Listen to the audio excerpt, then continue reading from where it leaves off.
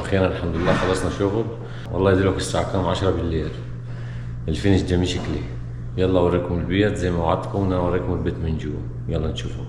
انا ما بغيبش كده يا انت. انا بغيب عشان افنن، عشان ارسم، عشان اخطط. انا شغلتي شغلة مزاج يا استاذ، مش لعبان.